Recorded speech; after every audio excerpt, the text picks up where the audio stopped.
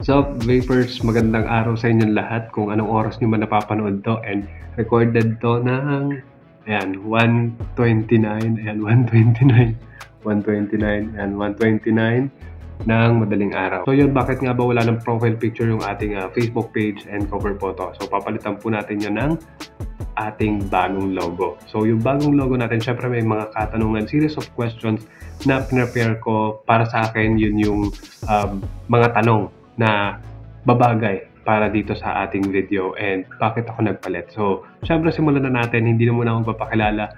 Magbibigay tayo ng bagong pangalan ngayon dito sa ating channel. So, start na tayo. Let's go! Okay, start na tayo. Medyo matagal-tagal na rin ako nagpapakita sa ating video recorded or live video recorded or mga live. Bihira na lang ako nagpapakita dahil kamay-kamay na lang yung ginagamit natin. So, this is the first time. Medyo matagal-tagal na rin. Pero, tignan nyo na lang kung ganun pa rin naman ako or dati, katulad pa rin ako ng dati. So, first question, sinulat ko naman siya, which is, bakit nagpalit ng name and logo? So, yung name natin dati is Vaptor, and ito yung logo niya. Ayan. And then, ito naman yung bago natin, which is the VPTR, short for Vaptor. Okay? So, yan ang logo. Kitang-kita nyo. Yan ang pinagkaiba ng mga logos natin ngayon. So, bakit nga ba nagpalit? Simpleng sagot lang, palit tayo ng logo. It's because gusto nating mag-grow. So, hindi lang vape stops yung i-review natin. Hindi lang puro review yung gagawin natin. Pwede rin tayong mag-explore ng different content, just like travel vlogs. So, abangan nyo yun kung bakit magkakaroon tayo ng travel vlogs. And syempre, educational purposes pa rin yung gagawin natin dito sa ating channel. So, yun.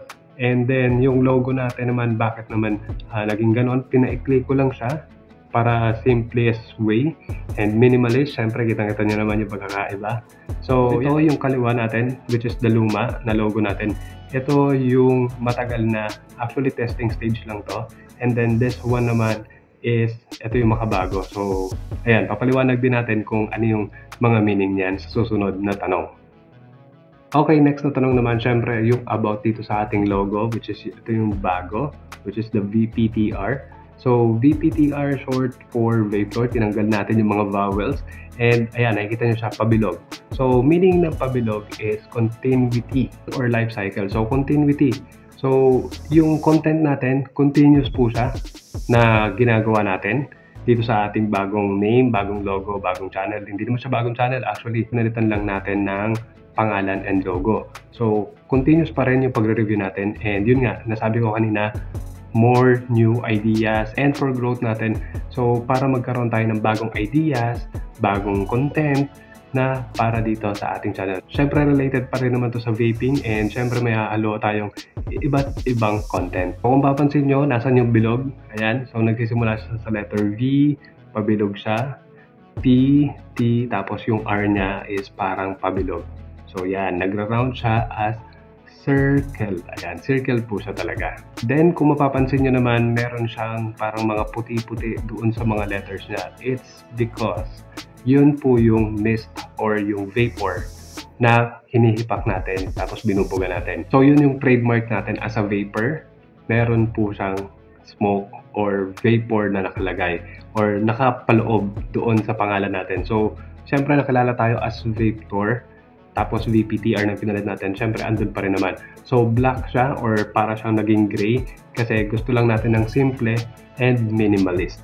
Okay, next question natin is, how do you envision the VPTR brand appealing to both your existing vaping audience and new audiences? Syempre, ayan, sinulat ko lang dito, medyo hirap tayo dito sa phone natin na isa and medyo hirap tayong basahin or kabisaduhin yung mga sasabihin kasi hindi naman talaga ako yung tipo ng tao na kinakabisado lahat ng sasabihin. Ang sa akin lang is andun yung idea or thought, tapos i-explain ko na lang siya in my own words kung paano ko siya ni-explain. So yung syempre sagot lang dito, syempre while acknowledging yung roots natin as a vaping content creator, yun yung ginagawa talaga natin. Ngayon, ina-embrace natin yung new ideas, new content. Siyempre, kailangan nating mag-explore ng mga bagong ideas, bagong pakulo para sa inyo, and bagong style ng pagre-review, bagong style ng pagko-content natin dito sa channel natin para doon sa mga existing na nanonood na sa atin dati pa and doon sa mga bagong makakanood nito is madali po silang makipag-jive or vibe in sa ating mga bagong content na ilalabas dito sa ating channel. Okay, next naman natin is yung can you share an example on how your branding might influence the content you produce? Okay, so previously focus tayo dun sa vaping content lang. So ngayon naman with VPTR, ang gagawin naman natin is mag-expand tayo ng content. Ngayon nga, sabi ko nga, pwede tayo mag-technology, so wellness, pwede rin tayong education purposes, tapos travel vlogs, and kung ano-ano pa. Marami tayong pag-uusapan. Pwede nyo rin i-share sa akin kung ano yung mga gusto nyong topic na pag-usapan natin and hahanapan natin ng magandang sagot. Siyempre, with the help of nyo and help ng internet and help ng mga experience na tao na kakausapin at hihingan natin ng ideas para dito sa mga content natin. Okay, another one na question pa natin is, how about the upcoming things to watch out for? What should people anticipate from you? So, syempre, stay tuned lang po muna tayo dito sa ating bagong rebranding or bagong name.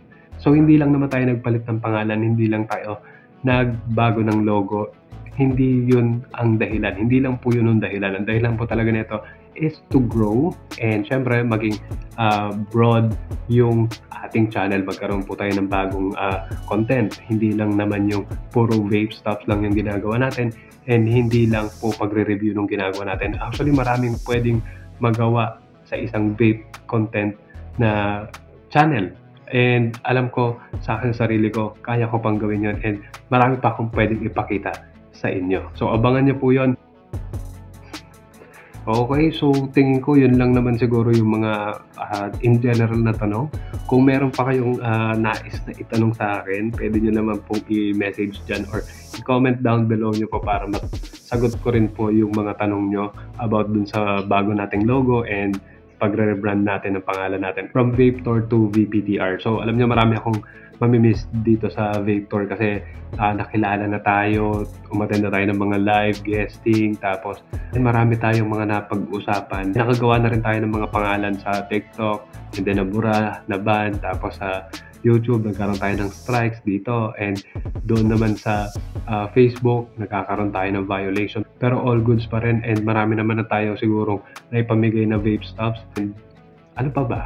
Halos marami akong mamimiss dito sa Vapetour na logo natin. Kasi matagal na yan eh. Sikat na yan eh. Hindi, joke lang. Hindi pa ako sikat actually. Hindi talaga ako sikat. And ano lang, ang sa akin lang is, hindi ko in-aim na maging sikat. Kasi darating naman yon. And para sa akin, makatulong lang tayo. I-share natin yung knowledge natin. Kung merong mang mali, syempre tama natin. Pwede naman ganun yung gawin natin.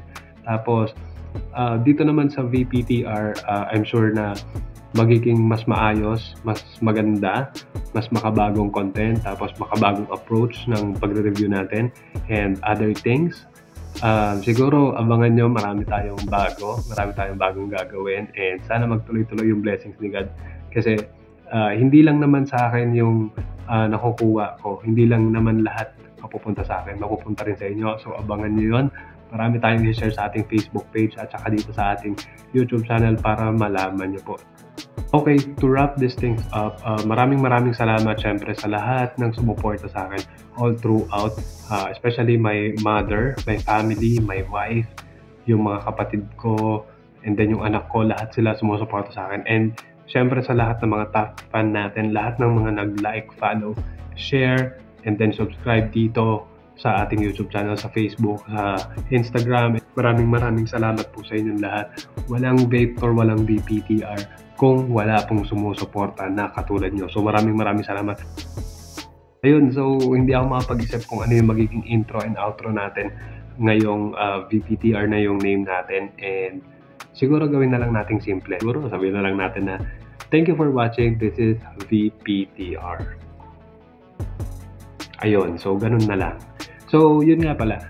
Sa mga pupunta po pala ng Philippine Vape Festival, abangan nyo po ako medyo may gagawin lang tayo, pamigay lang tayo ng konti and try natin. Check out niyo po ako sa Lost Vape Booth.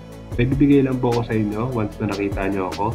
Or pwede kayong makahingi sa akin ng sticker. Ayan. So, ito po yung sticker natin. Hindi maganda. Pero para sa akin, simplicity is the best policy. Medyo lang. Maganda lang siya para sa akin. Simpleng-simple lang siya. Ayan. Pwede nyo siyang idikit sa motor nyo kung meron kayong motor. Pwede nyo siyang idikit kahit saan. Pwedeng kahit saan, kaya lagay nyo siya ganyan. Palitan natin. Okay. So, yun lang. Maraming salamat. This is VPTR. Ciao.